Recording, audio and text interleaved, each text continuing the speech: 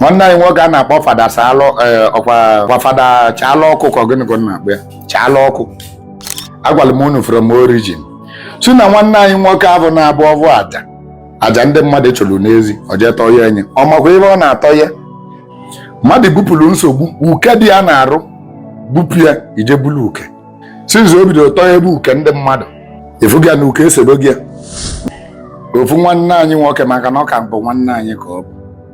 Nwanne anyị nwoke a na-akpọ Fada Salụ ọkwa Fada Chalụ Ọkụ ka gịnị ka na-akpọ ya kedu afọ ya Chalụ Ọkụ. Nwanne anyị ka ọ bụ. Ofu nwanne anyị nwoke nji na-adịba atụgala aka mgbe ọbụla. Agwara m unu from origin si na nwanne anyị nwoke ahụ na-abụ ọvụ aja ndị mmadụ chụrụ n'ezi o jee tọọ ya enye ọ makwa ebe ọ na-atọ ya. Mmadụ bupụrụ nsogbu uke dị ya na-arụ bupụ ya ije bulu uke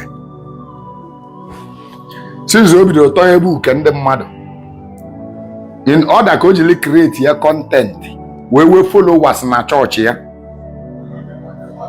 ka ndị mmadụ wee na-abịa efuga na uke esebe gị ụnụ afụgonu na anya bụ uke ebupụrụ n'ezi o jeli jee bulu tọọ ya uke esowe gị maka na ndị ụka mere gị ka ị malụ n'ebe ọ bụ na ịbụla akpati ozu ọ bụ dibịa ji eme ive na eji wee kpọgbu mmadụ ive ndị ụka kwuru.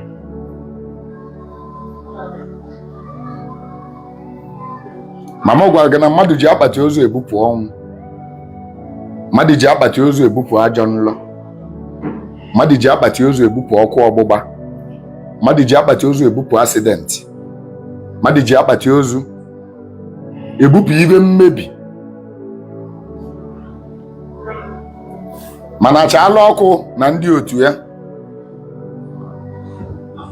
bavụlụ nya bụ akpati ozu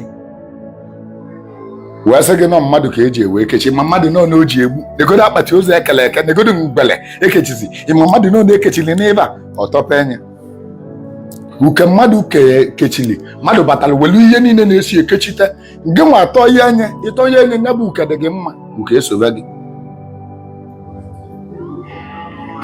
Nwanne anyị nwoke ka ọ ka bụ adị m agọlụ gị ọvọ ka nwa ajọ ive mmele gị kama na ive nna agọlụ gị ọvọ bụ ka ijili nke mere eme wee mụta ive. Adị m ekwu okwu na o mere arenji no maka na ndị ụka niile na-eme arenji. Ndị ụka niile bụ arenji. O nwere onye ụka gwọrọ mmadụ stroke mbụ na-eji ekpele die by fire Holy Ghost fire gwọ mmadụ stroke ọ dịrọ possible. Ife niile abịa na-abụ bụ arenji. Ekwuru m okwu na o mere arenji mba maka na aba niile na-eme arenji. O nwere onye ụka gbọrọ onye ngwụlọ adịrị agwọ mmadụ ada agwọ ngwụlọ n'ụlọ ụka. Onye ọbụla gbalị gị na ọ gwọrọ ngwụlọ bụ arenji. Ndị a niile na-achị crutches n'aka bụ arenji. O jiri die by fire Holy Ghost fire agwọ onye ala. Ọgwụ ka a na-esi enye onye ala gwugide ọgwụ adị ya mma abịbịa na mgbọrọgwụ edozikwa ya n'ibe na-enye ihe nsogbu kpatalịala na o nwere ibe kpatalịala o wee na ba niile bụ arenji ka ba na-eme. Adịrị agwa onye isi n'ụlọ ụka ejiri Holy Ghost fire blood of Jesus agba onye isi.